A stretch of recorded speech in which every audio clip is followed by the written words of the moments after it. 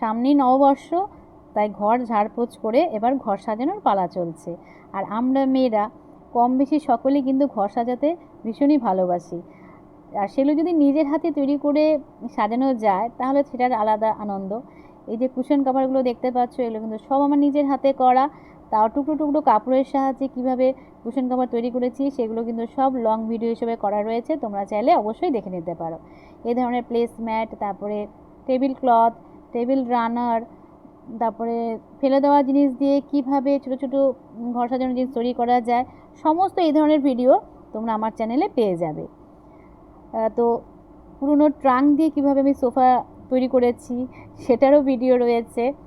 তো আজকে এটুকুই আমি সাজালাম, একটা কর্নার এভাবে সাজিয়ে নিলাম সব আমার নিজের হাতের তৈরি করা জিনিস দিয়ে। তো চলো আজকের মতন টাটা, আবার দেখা হবে নেক্সট ব্লগে।